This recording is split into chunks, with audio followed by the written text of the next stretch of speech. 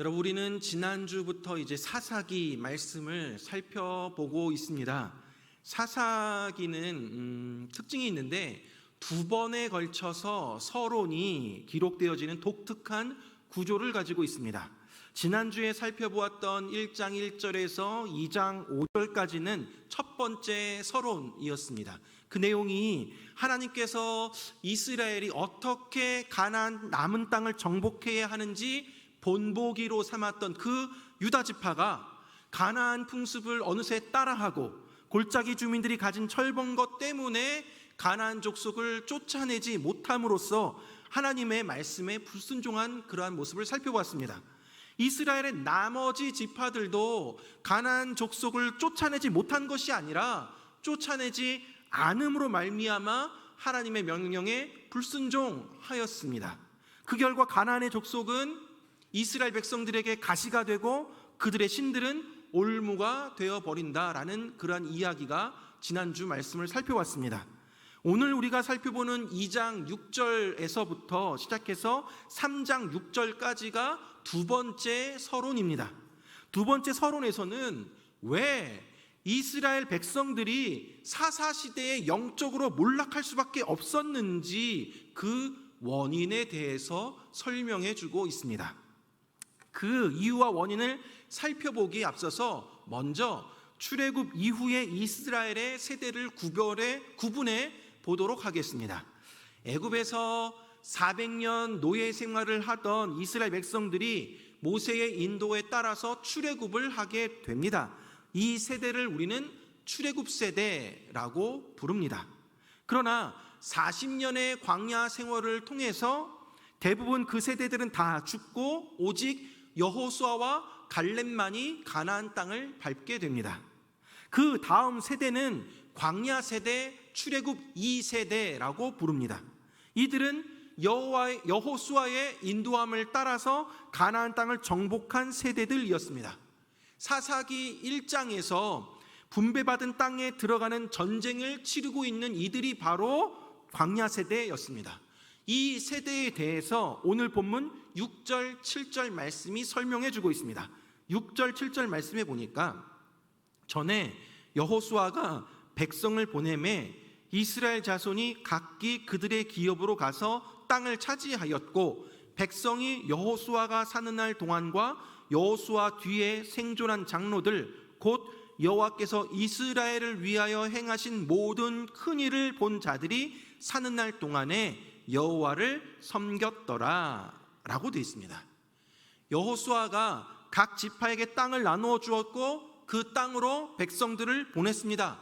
백성들은 기업으로 받은 땅으로 가서 그 땅을 차지해 나아갑니다. 비록 가나안 족속들을 완전히 쫓아내지는 못했지만 그들은 여호와를 섬겼습니다. 그리고 여호수아가 죽은 후에도 여호수아와 함께했던 광야 세대의 그 장로들이 살아있는 동안에는 하나님을 섬겼습니다. 하지만 문제는 그들이 죽은 후였습니다. 8절에서 10절 말씀 보면 여호와의 종 눈의 아들 여호수아가 110세에 죽음에 무리가 그의 기업의 경내 에브라임 산지 가스산 북쪽 딥낫 헤레스에 장사하였고 그 세대의 사람도 다 그 조상들에게로 돌아갔고 그 후에 일어난 다른 세대는 여호와를 알지 못하며 여호와께서 이스라엘을 위하여 행하신 일도 알지 못하였더라 라고 되어 있습니다. 여호수아와 그와 함께했던 세대들이 모두 죽게 되었을 때에 여호와를 알지 못하는 세대가 일어나게 되었습니다. 이들을 가나안 세대라고 부를 수 있습니다. 이들은 이스라엘 백성들이 가나안 땅에 들어왔을 당시에 그 당시 나이가 미성년자였거나 그 이후에 가나안에서 태어나고 자란 사람들이었습니다. 이 세대를 성경에서는 다른 세대라고 표현하고 있습니다. 부모 세대의 믿음을 잇는 다음 세대, 넥스트 제너레이션이 아니라 전혀 다른 세대, 디퍼런트 제너레이션이 되었다라는 것입니다. 부모 세대와 다르다라는 것이죠. 그럼 어떤 점이 다릅니까? 10절 하반절 말씀에 보니까 그 후에 일어난 다른 세대는 여호와를 알지 못하며 여호와께서 이스라엘을 위하여 행하신 일도 알지 못하였더라 라고 나와 있습니다. 다른 세대, 가나안 세대는 여호와를 알지 못했습니다. 또한 그들은 여호와 하나님께서 이스라엘을 위하여 행하신 일도 알지 못하였습니다. 여기서 알지 못하였다라는 말은 그들이 출애굽 사건이나 홍해나 요단강이 갈라지는 사건, 여리고성이 무너지는 사건에 대해서 몰랐다라는 말이 아닙니다. 성경에서 알다라는 말은 관계적이고 체험적으로 안다라는 의미입니다.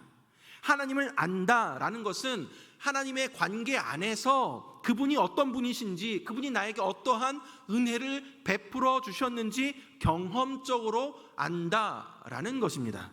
하지만 여호수아 이후의 세대들은 그 하나님을 알지 못했습니다. 하나님을 알지 못한다라는 것은 지식적으로 하나님을 모른다라는 말이 아니라 그들의 삶에서 더 이상 하나님이 중심이 되지 못하는 삶이었습니다. 하나님의 구원 사역이 더 이상 그들에게 중심이 되지 못한다라는 말입니다. 그들은 하나님을 잊어버렸습니다. 부모의 세대, 즉 여호수아의 세대는 온전히 하나님을 섬겼는데 어떻게 그 자녀들은 이렇게 신앙적으로 멀리 떨어져 나아갈 수 있었을까요? 왜 이렇게 신앙적으로 다른 세대가 일어나게 되었을까요? 그 이유는 신앙 전수에 실패했기 때문입니다. 즉 신앙이 부모에게서 자녀에게로 전달되지 못했다라는 것입니다. 바로 이 신앙 전수의 실패가 이스라엘 백성들의 타락의 결정적인 원인이 되었습니다. 하나님께서는 분명히 출애굽한 그 이스라엘 백성들에게 그 자녀에게 신앙을 전수할 것을 명령하셨습니다. 신명기 6장 4절에서 7절 말씀에 보면 이스라엘아 들으라, 우리 하나님 여호와는 오직 유일한 여호와이시니 너는 마음을 다하고 뜻을 다하고 힘을 다하여 내 하나님 여호와를 사랑하라.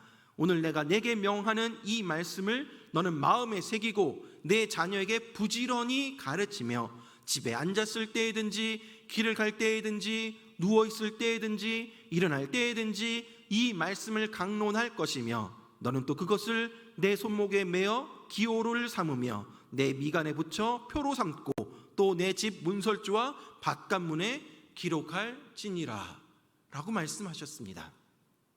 부모 세대가 해야 할 책임은 첫째는 부모가 먼저 마음을 다하고 힘을 다하고 뜻을 다하여 여호와 하나님을 사랑하는 것입니다. 둘째는 다음 세대에게 하나님이 누구신지, 하나님이 어떠한 일을 행하셨는지 삶으로 부지런히 가르치는 것입니다. 이처럼 하나님은 자녀들이 분명한 신앙 고백을 할 수 있도록 가르치라라고 명령하셨습니다. 출애굽 1세대와 출애굽 2세대들은 살아계신 하나님을 눈으로 몸으로 생생하게 체험하였던 세대였습니다. 홍해 바다를 가르시고 애국 군대를 몰살시켰던 하나님, 낮에는 구름기둥 밤에는 불기둥으로 인도하셨던 하나님, 수많은 백성들을 만나와 메추라기로 먹이셨던 그 하나님을 경험했습니다. 또 광야 생활을 끝마치고 가나안 정복 과정 가운데서도 요단을 가르시고 견고한 성을 무너뜨리셨던 그 하나님을 경험하였습니다. 그들은 광야 생활과 가나안 정복 과정 속에서 하나님이 어떻게 구원하시고 통치하시고 보호하시는지를 경험하였습니다. 하지만 부모 세대는 자신이 경험한 하나님을 자녀들에게 일상의 삶에서 본이 되어 가르치지 않았습니다. 하나님이 이스라엘 백성들에게 원하시는 것은 가나안 땅을 정복하고 그 땅에 정착하는 것만이 아닙니다. 그 땅에서 어떻게 살아가는가가 더 중요한 사실이었습니다. 가나안 땅에서 거룩한 하나님의 백성으로서의 정체성을 잃지 아니하고 오직 하나님만을 사랑하며 섬기는 삶이었습니다. 하지만 하나님을 경험한 부모 세대가 하나님을 사랑하지 않고 그들의 마음이 하나님을 떠나면서 세상의 신들을 섬기게 됩니다. 그들은 가나안 족속을 완전히 쫓아내지는 못했어도 먹고 살 만큼의 그 땅은 차지했습니다. 그 다음부터는 형식적이고 종교적인 신앙생활로 자연스럽게 접어들게 되어버렸습니다. 더 이상 이룰 것이 없었습니다. 하나님이 그들을 그 가나안 땅에 살게 하신 이유와 목적, 가나안 땅에서 그들이 거룩한 하나님의 백성으로서의 오직 여호와 하나님을 사랑하며 섬기며 그 땅을 하나님 나라로 만들어야 하는 그 사명, 그 삶의 목적을 잃어버린 것입니다. 이런 모습이 자녀 세대에게 고스란히 이어지게 되었습니다. 그러니 당연히 자녀들은 하나님이 누구신지, 하나님이 애국과 광야 그리고 가나안 땅을 정복하는 과정 속에서 이스라엘 백성들을 위해서 무엇을 행하셨는지 알지 못했습니다. 그들은 체험하지 못하고 경험하지 못하였습니다. 그 결과 부모 세대와 전혀 다른 세대가 되어버린 것입니다. 이와 같이 다음 세대가 다른 세대가 되어버린 그 결과가 어떠합니까? 11절에서 13절까지 말씀입니다. 이스라엘 자손이 여호와의 목전에 악을 행하여 바알들을 섬기며 애굽 땅에서 그들을 인도하여 내신 그들의 조상들의 하나님 여호와를 버리고 다른 신들 곧 그들의 주위에 있는 백성의 신들을 따라 그들에게 절하며 여호와를 진노하게 하였으되 곧 그들이 여호와를 버리고 바알과 아스다롯을 섬겼으므로 라고 되어 있습니다. 이스라엘 자손이 여호와의 목전에서 악을 행하였다라고 합니다. 그들은 자신들이 가나안에서 누리고 있는 것들이 하나님이 그들에게 주신 은혜이고 선물이었다는 사실을 잊어버립니다. 오히려 가나안 사람들이 섬기고 있는 바알과 아스다롯을 섬기며 가나안 땅의 타락한 문화를 섬겨 나아갑니다. 하나님을 알지 못하는 세대가 되어버리자 이스라엘 백성들은 자연스럽게 하나님이 아닌 거짓된 우상들을 섬기게 되어버렸습니다. 이러한 이스라엘의 배신에 대해서 하나님이 심판을 하십니다. 14절, 15절 말씀에 보면 여호와께서 이스라엘에게 진노하사 노략하는 자의 손에 넘겨주사 그들이 노략을 당하게 하시며 또 주위에 있는 모든 대적의 손에 팔아넘기심에 그들이 다시는 대적을 당하지 못하였으며 그들이 어디로 가든지 여호와의 손이 그들에게 재앙을 내리시니 곧 여호와께서 말씀하신 것과 같고 여호와께서 그들에게 맹세하신 것과 같아서 그들의 괴로움이 심하였더라 라고 되어 있습니다. 하나님께서 이스라엘 백성들을 노략하는 자의 손에 넘기십니다.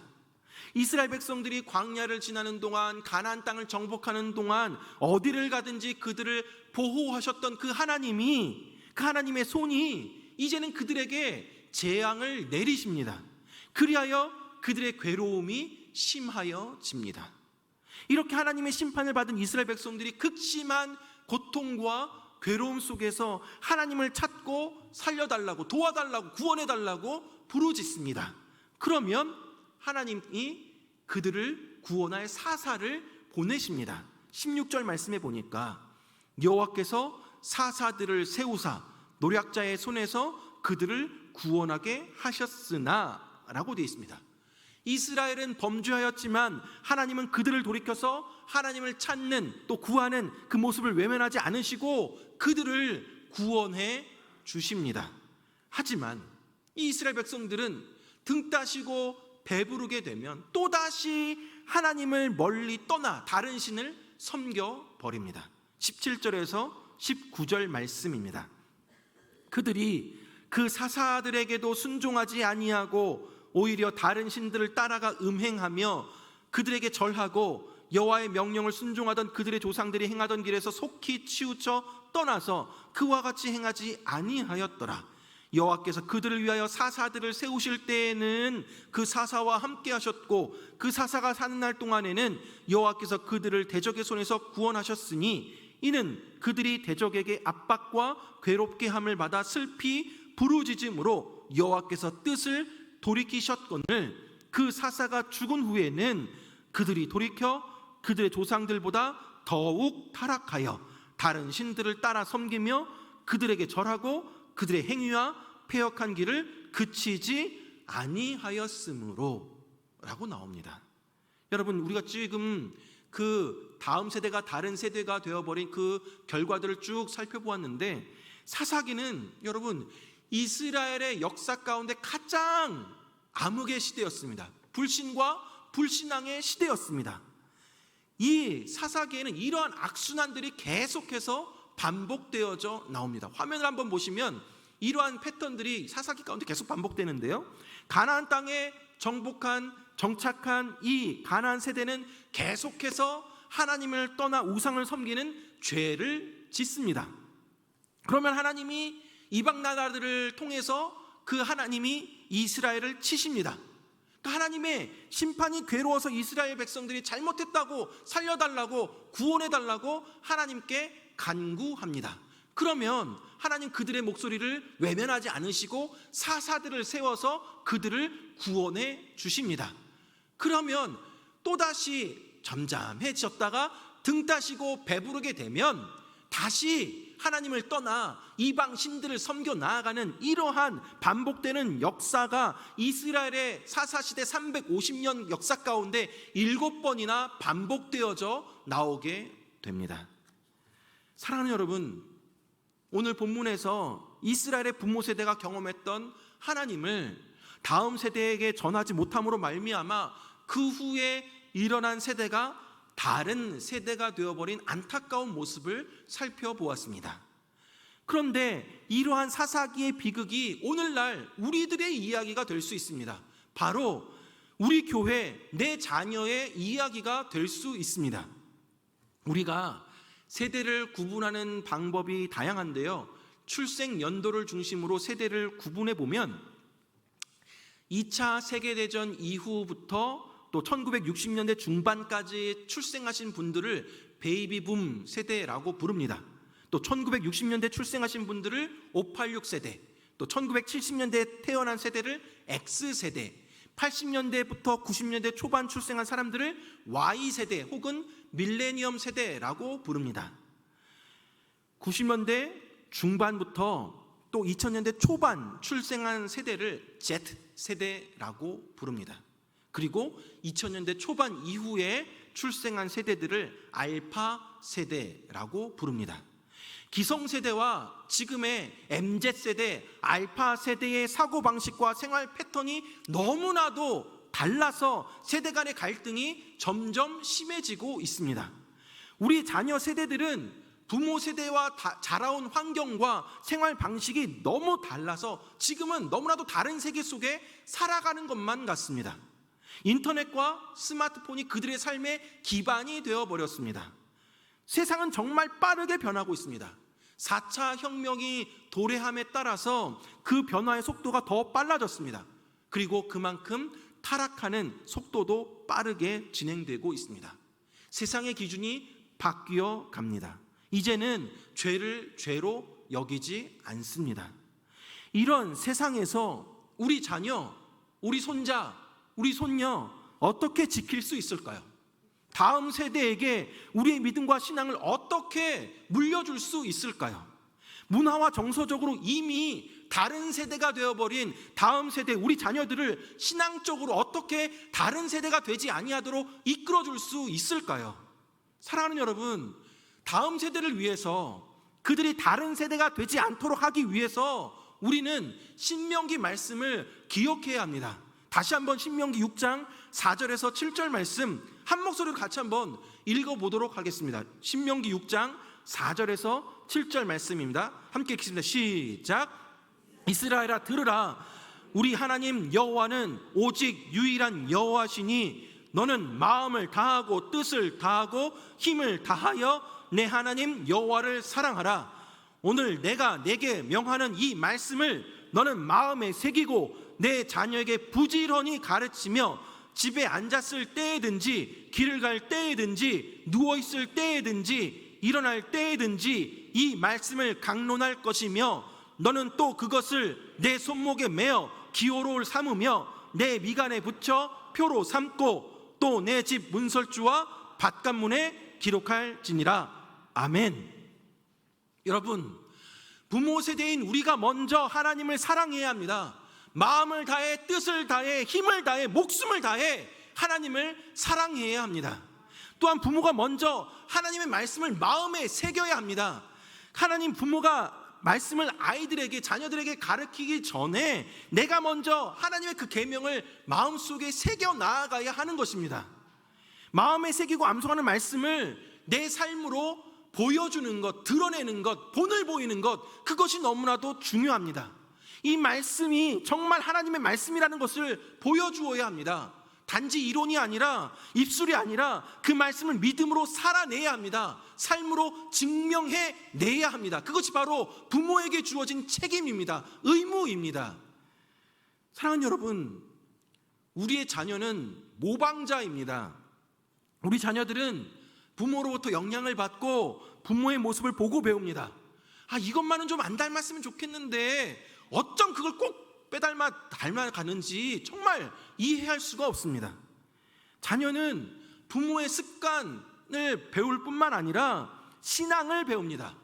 부모가 어떻게 예배하는지, 말씀과 기도 생활을 어떻게 하는지 보고 자녀는 그들과 하나님과의 관계를 맺어갑니다. 인생의 위기 앞에서 우리 부모가 어떻게 하나님을 신뢰하며 이겨내는지, 인생의 좋은 날 어떻게 하나님을 감사하며 찬양하는지 우리 자녀들이 보고 배웁니다.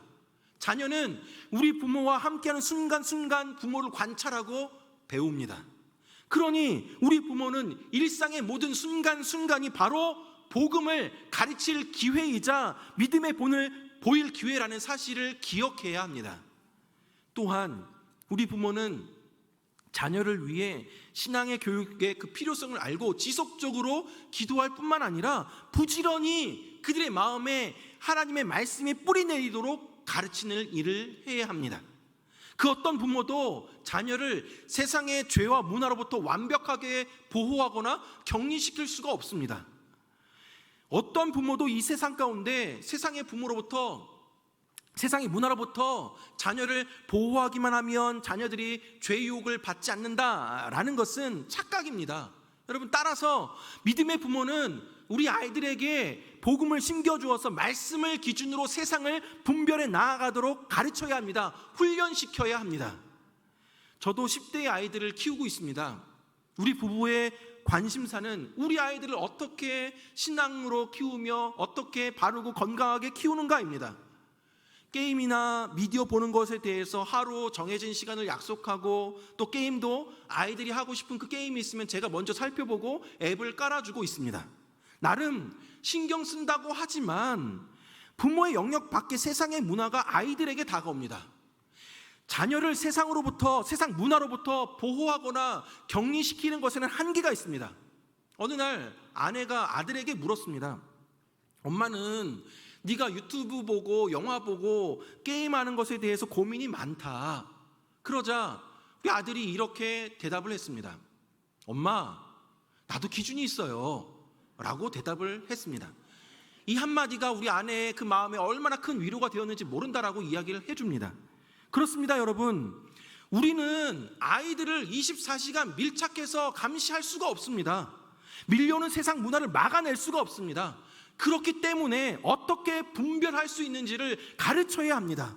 중요한 것은 우리 아이들 안에 복음이 심겨져서 그 복음의 기준이 심겨져야 한다는 것입니다. 말씀을 기준으로 세상을 분별해 나아가야 한다는 것이죠. 사랑하는 여러분, 말씀을 맺도록 하겠습니다.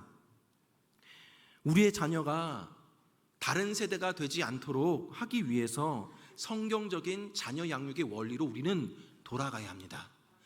먼저 부모인 내가 하나님을 사랑해야 합니다. 복음을 경험한 부모 세대가 날마다 마음에 하나님을 사랑하며 하나님의 말씀을 가정의 가장 중요한 원리로 삼고 삶으로 보여주어야 합니다. 하나님은 우리가 먼저 하나님 안에서 은혜를 누리길 원합니다. 부모인 내가 먼저 복음을 경험하고 주님께 받은 사랑과 은혜를 우리 자녀들에게 베풀어 주어야 합니다.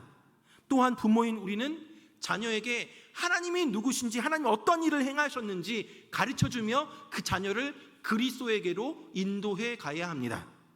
그러나 좋은 신앙을 가진 부모라고 해서 반드시, 그리고 자동적으로 자녀들이 좋은 신앙을 가지는 것은 아닙니다. 아무리 말씀을 심겨주고 기도하고 삶으로 보여줘도 내 아이가 삐뚤어 나아갈 때도 있습니다. 하나님 곁을 떠날 수도 있습니다. 그러나 사랑하는 우리 부모님들, 결코 낙심하거나 좌절하거나 포기하지 마시기 바랍니다. 지금 방황하고 있는 내 아이를 바라보면, 부모인 입장에서 보면 우리에게는 아무런 희망도 안 보이지만 하나님의 때에 하나님이 붙잡아 주시고 하나님이 책임져 주심을 우리는 믿고 기다리며 기도해야 합니다. 기도로 키운 아이는 하나님이 끝까지 책임져 주심을 믿으시기 바랍니다. 사랑하는 여러분, 우리 부모의 힘만으로는 우리 자녀를 절대로 양육할 수가 없습니다. 부모는 우리 아이를 변화시킬 수 있는 힘과 능력이 없습니다. 내가 할 수 있는 것이 아무것도 없습니다. 그렇기 때문에 나를 떠나서는 너희가 아무것도 할 수 없다라는 우리 주님의 말씀을 기억해야 합니다. 우리 자녀를 변화시킬 능력은 오직 우리 하나님께만 있습니다. 우리는 우리 자녀의 주인이신 하나님께 우리 자녀를 맡겨 나아가야 합니다. 하나님, 저에게는 자녀를 변화시킬 만한 힘이 없습니다. 능력이 없습니다. 그러나 하나님, 이 아이의 참 부모이자 참 주인이신 하나님 두 손에 우리 아이를 맡깁니다. 하나님, 이 아이를 만나주세요 라고 간절히 기도해야 합니다.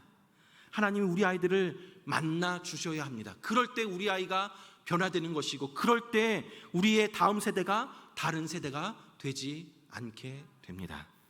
부모인 우리가 먼저 하나님을 사랑하며 말씀을 따라 살아가고, 소중한 우리 자녀들에게 복음이 무엇인지, 하나님이 누구신지 삶으로 가르침으로 우리 자녀들이 우리의 다음 세대가 다른 세대가 되지 아니하고 하나님의 은혜 안에 믿음의 영적 유산을 잘 계승하여 나아갈 수 있게 되길 주님의 이름으로 축원합니다.